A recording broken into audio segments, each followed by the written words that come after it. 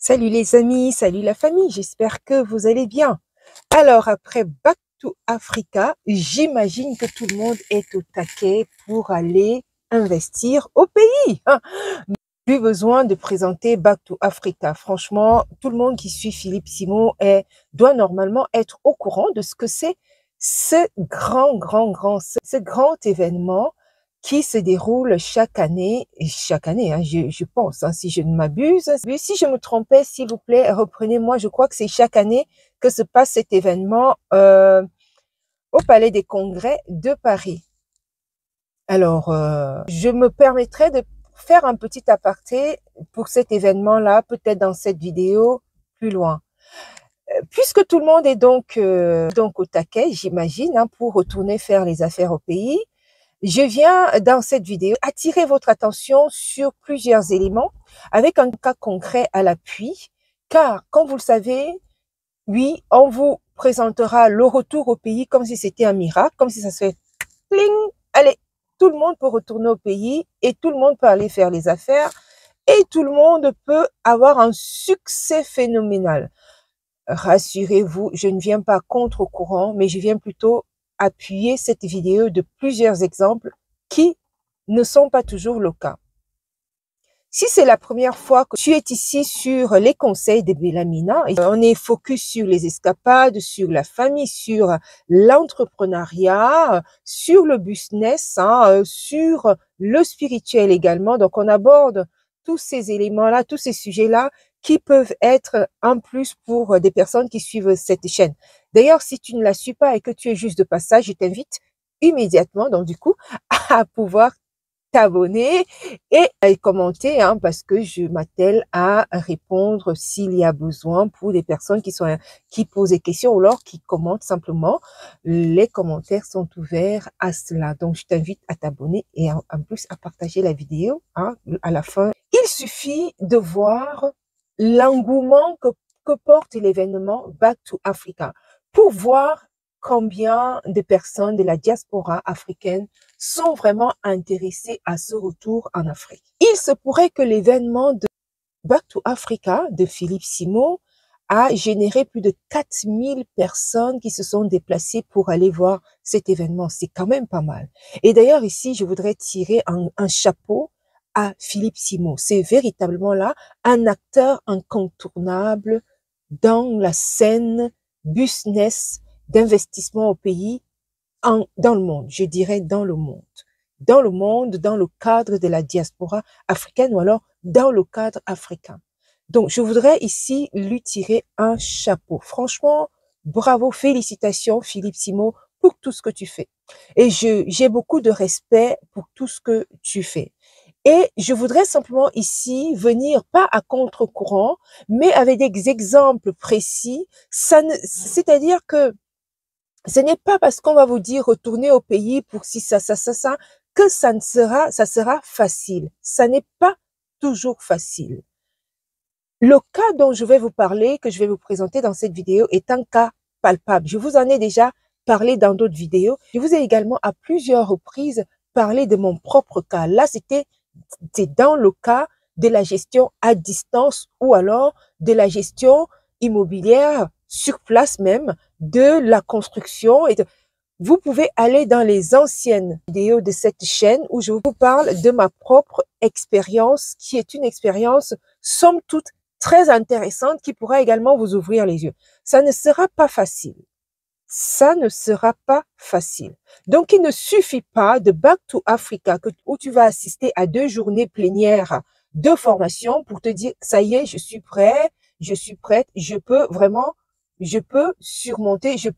surmonter les montagnes. Il ne suffit pas de se lever et de dire, je m'en vais investir en Afrique. Ça nécessite beaucoup d'énergie personnelle, beaucoup de dépenses, beaucoup de formation, car la formation pourra aussi bien être une formation pour soi-même, une formation pour les autres et également former les personnes que tu vas rencontrer sur place. Je voulais déjà suggérer d'ailleurs à Philippe Simon, d'ailleurs je dirais que c'est bien de faire comme Back to Africa. C'est vraiment un événement incontournable. Comme je le disais tout à l'heure, et chapeau à Philippe Simon, je renouvelle hein, ici mes félicitations. Mais simplement pour, si je peux suggérer quelque chose, c'est de se dire, oui, pour que cet événement ait encore l'ampleur qu'il faut et ait encore le sens qu'il faut, c'est vraiment de se dire, pourquoi ne pas organiser cet événement en Afrique? Ça se passe en Europe, ça s'est passé en Europe ces derniers temps. Je crois que les derniers événements se sont passés à chaque fois au Palais des Congrès de Paris. Pourquoi ne pas organiser cet événement en Afrique? Ça aura tout son sens. Ça aura tout son sens. Bah écoute, ça c'était juste une petite suggestion que vous pouvez d'ailleurs relayer à Philippe Simon s'il ne regarde pas, s'il ne tombait pas sur cette vidéo. Pourquoi ne pas faire cet événement en Afrique? Peut-être une fois, deux fois, alterner entre l'Afrique et l'Europe. Et ça aura davantage son sens. Et que ça ne se passe pas que en Europe. Là, vraiment, ça aura tout son sens, quoi. Retour au pays. Et puis, on est en Afrique pour, justement, expérimenter les exemples sur place. Ah là là là là là. Allez, venons sur le vif du sujet. Je voulais vous parler d'un cas spécifique, un vrai cas. Vous savez, retourner au pays, c'est souvent comparé, on se dit, ah là là, mais dis donc, ça va bien se passer, ça va vraiment se passer super topissime, tout va rouler, tout va être nickel. Le cas de Vincent est un cas très édifiant. En fait, Vincent quitte le Royaume-Uni pour aller investir dans son pays, dans un cadre d'une société d'audit, pour apporter ses conseils, dans les entreprises sur place. Donc Vincent se lève très motivé. Il s'en va changer les choses, changer la donne, du moins contribuer, apporter la petite pierre à l'édifice dans son pays, au Togo. C'était également pour lui, pour Vincent, l'occasion de pouvoir renouer avec sa famille, renouer avec ses amis, ses anciens amis, renouer avec sa culture, manger pays, vivre tout ça. Franchement, qui ne rêve pas de ça? De retourner au pays, là où tu es né, et de pouvoir manger pays, de pouvoir penser pays, de pouvoir te régaler des bons mets, de pouvoir vraiment la chaleur et tout ça, la chaleur humaine, la chaleur de la famille et la chaleur de l'air, la chaleur du climat. Tout cela donne envie, n'est-ce pas? Voilà, Vincent qui quitte le Royaume-Uni après avoir fait une formation en management des entreprises. Donc, il a des compétences d'audit Master 2 en poche. Il a même travaillé sur la place londonienne. Et ensuite, bon, avec 10 ans d'expérience, c'est déjà pas mal. Et donc, il s'est levé pour dire, voilà, je m'en vais contribuer à l'avancement de mon pays en mettant en place une société d'audit des entreprises. Je vais apporter mon expertise à des entreprises sur place. Et ça a tout de suite matché. Ce qui fait qu'il a mis en place, il a recruté 5 personnes, donc 5 employés sur place. Avec lui-même, ça faisait 6 personnes pour gérer. Parce que vraiment, c'était quelque chose de super top, quoi. Ça a mordu tout de suite. Il y avait des demandes, des partenariats, etc. dans toute la place togolaise. Je resitue ici le contexte. Vincent part d'Angleterre alors qu'il a un master, donc un master 2 en management des entreprises. Il a vraiment tout ce qu'il faut, le paquet qu'il faut. Il a déjà travaillé 10 ans dans une place londonienne. Et il a quand même un bagage qu'il faut. Et Vincent a 32 ans. Vincent n'a que 32 ans. Vincent arrive en Angleterre, il n'a que 18 ans. Donc, en fait, pour son cursus universitaire. Donc, il a quand même passé 14 ans en Angleterre. Donc, lorsqu'il retourne au pays, au Togo, bah, écoutez, il a déjà quand même fait 14 ans en Angleterre. Puisqu'il est arrivé à 18 ans, il en a que 32, 14 ans. Donc, il a oublié comment les gens, enfin, pas oublié. Je rappelle ici que dans le récit de Vincent n'est pas souvent rentré. des 14 ans qu'il a passé en Angleterre, il n'est reparti chez lui que 2 fois. Mais il était quand même néanmoins avec sa famille, ses parents, enfin régulièrement pour pouvoir gérer les choses. Mais que 2 fois, c'est quand même pas beaucoup. Quand tu veux retourner voilà, dans ton pays pour faire les affaires, c'est quand même pas beaucoup. Ça, c'est déjà un point faible. Parce que quand tu veux retourner chez toi, dans ton pays, il faut, surtout quand tu as une intention de retourner, il faut le temps où tu es à l'étranger, le temps où tu es hors du pays, il faut vraiment que tu y retournes au moins 1 fois par an. 1 fois par an. Ou alors, si tu n'as vraiment pas les moyens, vas-y tous les 2 ans. Mais il faut que tu y sois souvent. Comment tu peux, comme ça, tu t'habitues, tu t'accoutumes, tu te remets au goût du jour, tu vis l'évolution du pays parce que ça change également. Il y a des changements qui s'opèrent après les gens qui partent du pays. Il y a des changements, les mentalités changent, le pays change, la façon de fonctionner change, beaucoup de choses changent. Donc, ça va t'éviter des surprises ou alors des difficultés, des réintégration. Donc, il vaut mieux que tu y ailles souvent. Le problème de Vincent, il n'est pas souvent retourné. Il est retourné 2 fois en 12 ans. Donc, quand il revient, bon, voilà, il a fallu déjà se réhabituer à la culture, aux gens, se réhabituer au networking, se réhabituer aux relations, se réhabituer à la façon de faire. C'est qu'il n'avait pas perdu l'habitude en 14 ans. Donc, c'est un point de vigilance. Retournez souvent. Je ne sais pas si vous avez vu cela à Back to Africa, mais c'est un point important à faire. Retournez souvent si vous avez l'intention de vouloir retourner au pays, rentrer au pays, Back to Africa. Retournez souvent afin de vous habituer, de vous réhabituer avec le pays. Sinon, ça risque d'être un échec.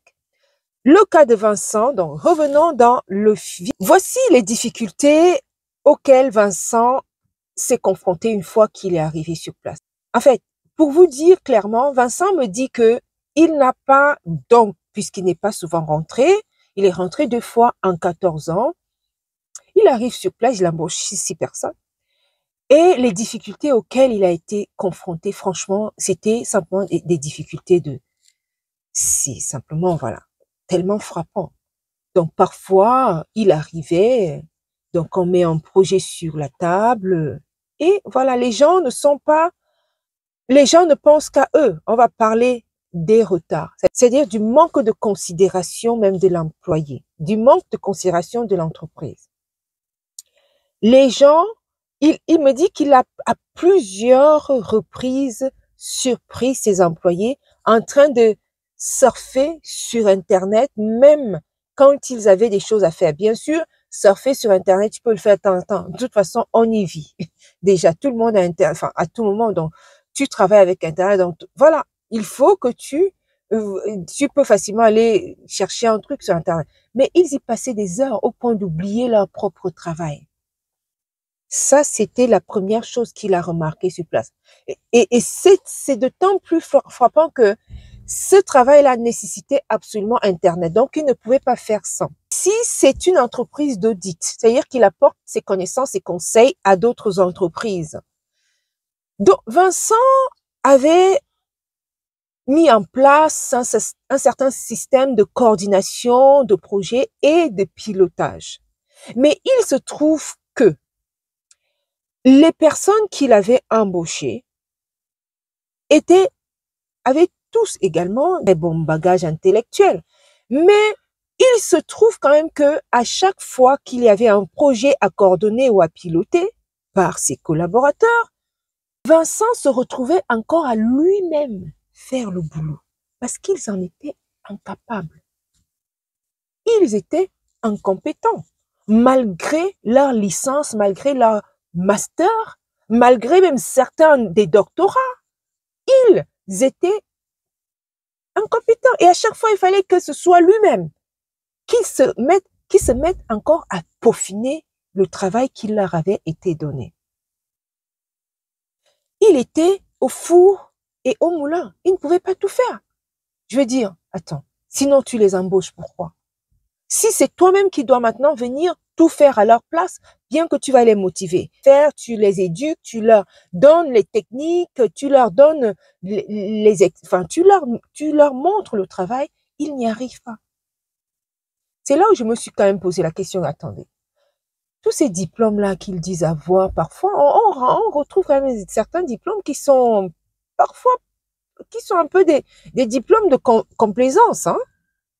Et quand tu as un master, tu ne peux pas piloter un projet, quand même.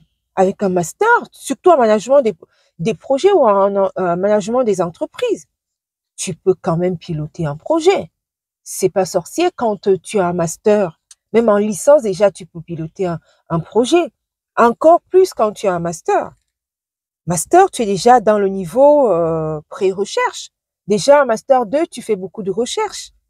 Pour peaufiner ton master 2, c'est avec beaucoup de recherche. Donc, franchement, qu'on ne puisse pas piloter un projet comme les collaborateurs de Vincent, ça, c'est quand même un point d'interrogation. Je lui ai dit qu'il fallait qu'il regarde à nouveau si ces diplômes-là étaient vraiment des vrais diplômes. Parce que beaucoup de ces diplômes-là, parfois, c'est des diplômes farfelus de complaisance qu'on aurait pris au coin d'une rue, d'une capitale. Bon, j'en passe. Autre chose qui frappe Vincent, c'est que chaque tâche, bien sûr, les tâches sont assignées à tout un chacun. Si je vous rappelle ici que c'est une équipe de 5 personnes, y compris lui-même, Vincent, le manager, 6 personnes. Donc, toutes les tâches sont fléchées. Vincent se retrouve avec une difficulté énorme. La difficulté est la suivante.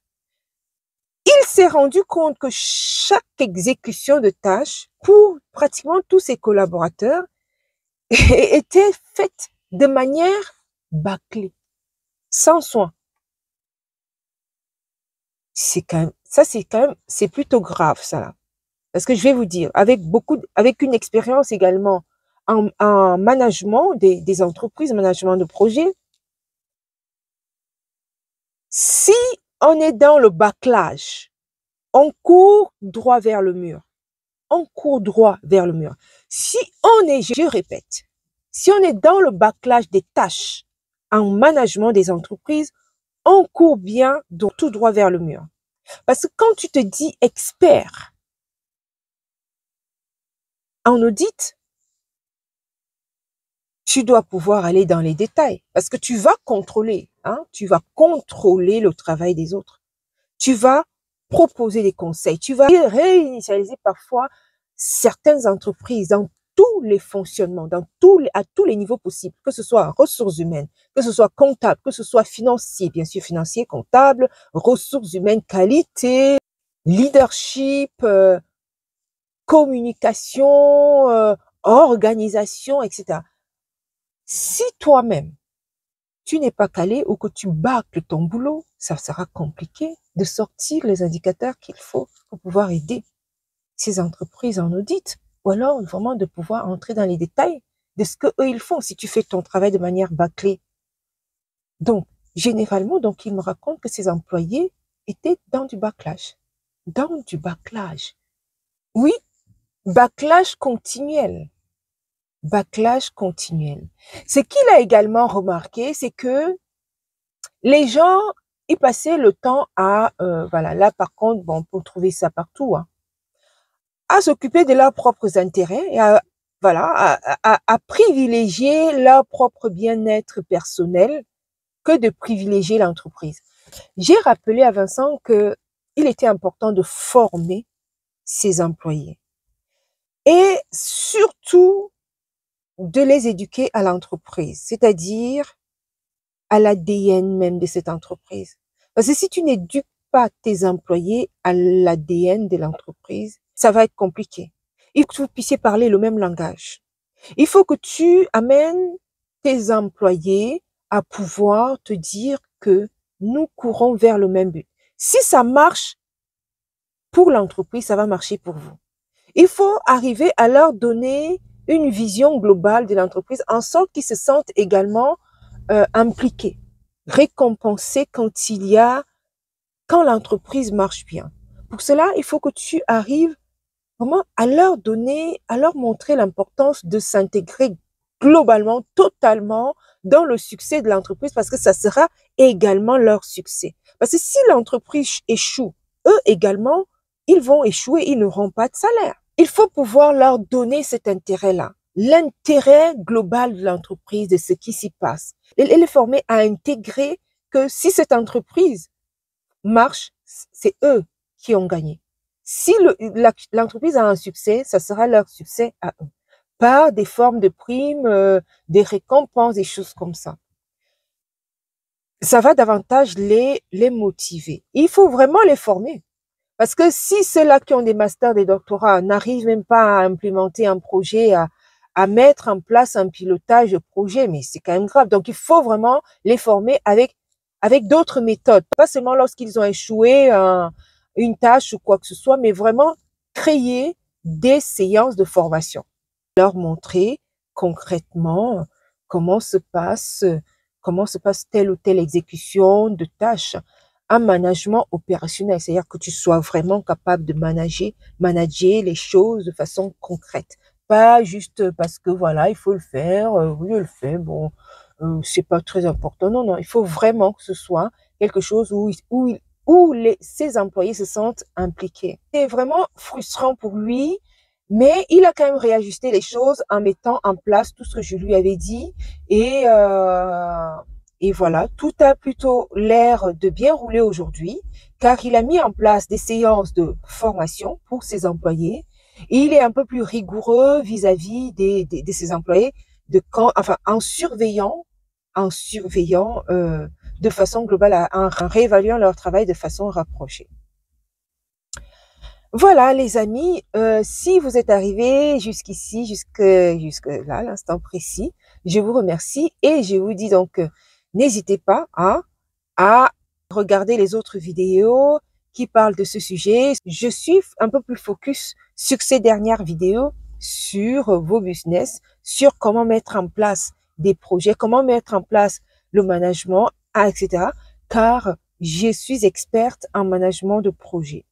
Si vous également, vous avez voilà, des suggestions à donner à Vincent pour son projet au Togo, pour son entreprise au Togo, n'hésitez pas à me mettre des propositions, des suggestions pour Vincent vis-à-vis de ses employés ici dans les commentaires. Je suis sûre que ça lui sera très, très, très, très utile au quotidien. C'est vrai que lui-même a déjà de l'expertise en la matière, mais bon, c'est toujours parfois les conseils des uns et des autres peuvent toujours être en plus pour ce qu'on fait au quotidien, sans forcément, voilà, en plus, ces personnes voient des choses de loin. C'est pas des choses, c'est pas vraiment une vision tout à fait rapprochée ou alors interne. C'est des visions externes, des expertises externes qui peuvent toujours aider à avancer dans les projets que nous entreprenons au quotidien. Non, n'hésitez pas à aller, voilà, suggérer encore d'autres choses à Vincent. Je vous rappelle qu'il est donc installé actuellement au Togo et de temps en temps, il retourne en Angleterre, voilà, pour prendre du bon temps. Donc, voilà, donc ça, les personnes qui étaient à Back to Africa, écoutez, voilà le cas de Vincent où ça ne s'est pas passé tout exactement comme il le souhaitait.